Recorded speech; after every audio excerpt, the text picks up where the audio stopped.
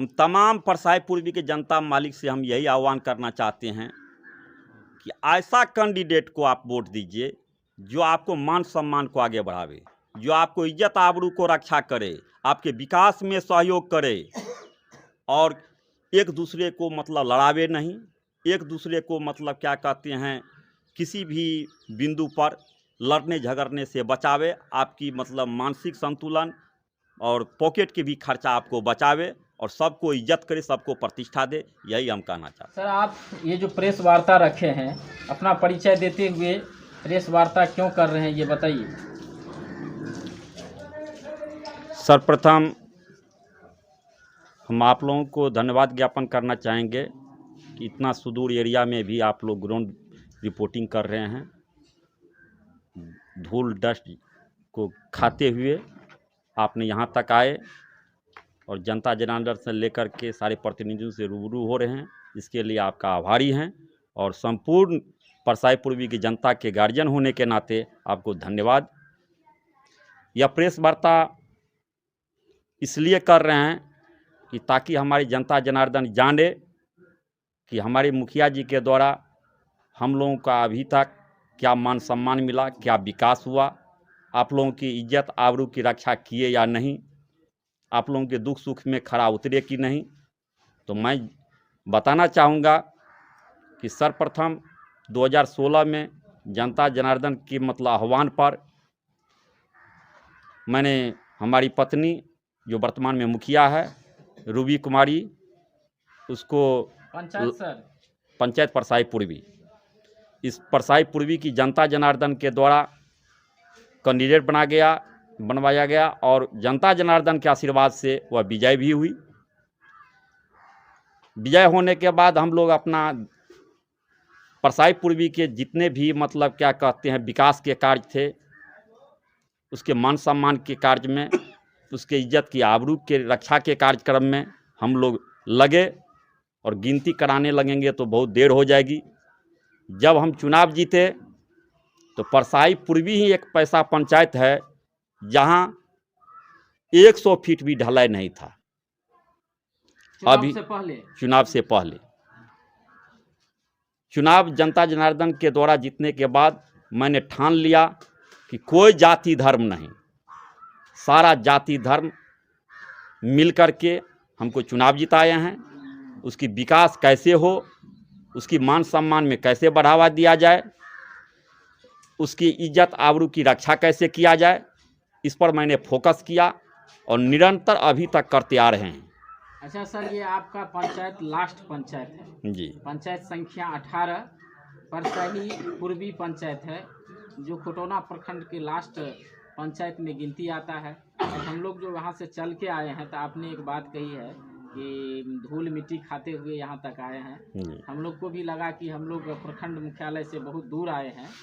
तो सर, आप कह रहे हैं 2016 से पहले यहाँ विकास नहीं हुआ है, 2016 के बाद आप जब आपका कार्यकाल रहा तो आपने विकास किया है, तो आप बताएं सर कि विकास में आप क्या क्या काम किए हैं पंचायत के लिए। 2016 में जनता के आशीर्वाद से जब हमारी पत्नी ने मुखिया बनी तो एक गांव है बलान पट्टी जो बुधी बलान से पश्चिम पड़ता है, वहाँ 2 वार्ड है, 13 और 14।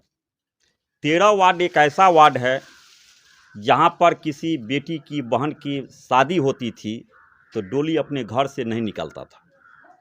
मैंने 7 जुलाई को हमारे पत्नी ने शपथ ग्रहण की और नवंबर से मैंने काम स्टार्ट कर दिए।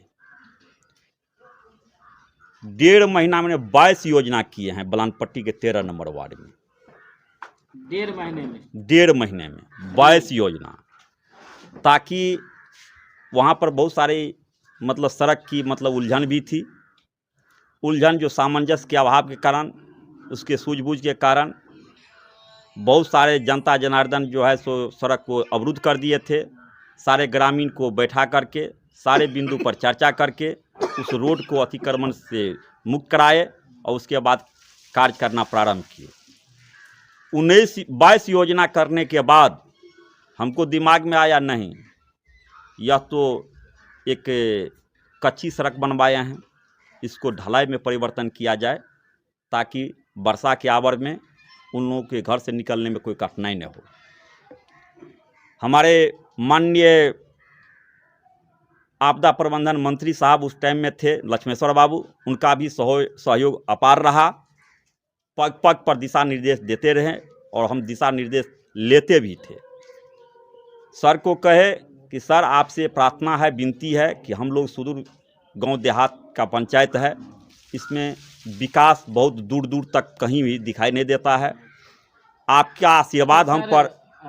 अच्छा, अभी तो हम आए हैं तो आपके गांव में रोड तो बनी हुई है, सब चकाचक रोड है, इसमें कहना नहीं पड़ेगा कि आपने विकास के लिए कुछ कार्य किए हैं। आप के यहाँ आए तो रोड के साइड में थोड़ा ये बात होता है, लेकिन मोदी जी कहे हैं कि स्वच्छ भारत का जो दिए हैं, तो आप शौचालय जो बनवाए हैं या नहीं बनवाए हैं, इसके बारे में आप बताइए। शौचालय भारत सरकार का मतलब मुख्य धारा के अंतर्गत है, कुल 1100 हमारे यहाँ। तो शौचालय में सर्वप्रथम तो हमको कहावत है कि मनुष्य को स्वयं पहले डेवलप होना पड़ेगा। जी जी। तो इसके लिए चौपाल लगवाए हम गांव मोहल्ला में टोटल। ये शौचालय से क्या लाभ है, क्या हानि है, पहले हमारी जनता को जागरूक करना पड़ेगा। सरकार एक सहयोग देती है, लेकिन सहयोग से लाभ उठाते हुए हम कैसे आगे बढ़ें, इसके लिए जनता को जागरूक करना पड़ेगा। शौचालय है क्या, उससे क्या लाभ हानि है, तो प्रत्येक गांव मोहल्ला में चौपाल लगा करके इसको जनता जनार्दन को सबको समझाए। समझने के बाद इसमें निरंतर मतलब नल जल योजना की क्या स्थिति है आपके यहाँ? नल जल योजना 14 वार्ड है हमारे यहाँ। 14 वार्ड में लगभग सभी जगह मतलब नल जल कंप्लीट हो गया है। 1-2 वार्ड जो है से कुछ कारण से मतलब क्या वर्षा के कारण से, क्योंकि निरंतर 15 साल में हमको लगता है पहली दफ़ा इस वित्तीय वर्ष है कि इतना बारिश हमको दिखाई दिया है। तो वो बारिश तो काफी रह के और दूसरा आपदा मतलब कोरोना आया, तो कोरोना काल से भी हम लोग जूझते आ रहे हैं। तो 2 वार्ड ऐसा है कि 10% वर्क ऐसा बचा हुआ है, वह कार्य अभी फिलहाल उसको मतलब क्या कहते हैं चुनाव में आने के बाद मतलब उसको रोके हैं, लेकिन जितना भी मिस्त्री वगैरह था घर गए हैं, वह 1 सप्ताह के अंतर्गत आ जाएंगे, वह 10% कार्य भी पूरा हो जाएगा, उसके लिए कोई दिक्कत नहीं। मनरेगा योजना सर? मनरेगा योजना आप तो बता रहे हैं, मनरेगा योजना हम चुनाव जीते उसी दिन से कहे ना, मतलब क्या कहते हैं 36 ऐसे योजना ऐसा हम किए। नहीं सर, हम आपको बताना चाहेंगे जॉब कार्ड जो बनता है इसकी क्या स्थिति है? आप यहाँ पे जॉब दे पाते हैं या नहीं दे पाते, या बड़ी बड़ी मशीनों से आप काम करते हैं? सुना जाए, मनरेगा योजना मजदूर प्रेरित योजना है। इसका अर्थ ये होता है कि अप्रवासी मजदूर जो घर से बाहर कमाने के लिए आते हैं, सरकार का भी दिशा निर्देश है कि वह हमारे अपने राज्य से दूसरे राज्य न जाए, इसके लिए मनरेगा योजना बहुत अहम भूमिका निभाते हैं। तो कोरोना काल भी जो आया तो उससे पहले भी रोजगार देते रहा। कोरोना काल से तो विशेषकर भारत सरकार का दिशा निर्देश हुआ कि रोजगार आप अपने पंचायत में दीजिए, ताकि उन लोग बाहर के लिए मतलब न जाए, उसका घर में रोजगार हो जाएगा, तो अपने परिवार के साथ सारा परिवार सुख चैन से जीवन बसर करेंगे। इसको हम लोग फॉलो करते आ रहे हैं। सर, अंत में आप क्या कहना चाहते हैं अपने पंचायत की जनता तथा हमारे तमाम व्यूवर जो आपको देख रहे हैं ये लाइव को, उसके लिए आप क्या कहना चाहते हैं? हम तमाम परसाई पूर्वी के जनता मालिक से हम यही आह्वान करना चाहते हैं कि ऐसा कैंडिडेट को आप वोट दीजिए जो आपको मान सम्मान को आगे बढ़ावे, जो आपको इज्जत आबरू को रक्षा करे, आपके विकास में सहयोग करे, और एक दूसरे को मतलब लड़ावे नहीं, एक दूसरे को मतलब क्या कहते हैं किसी भी बिंदु पर लड़ने झगड़ने से बचावे, आपकी मतलब मानसिक संतुलन और पॉकेट के भी खर्चा आपको बचावे, और सबको इज्जत करे, सबको प्रतिष्ठा दे, यही हम कहना चाहते हैं।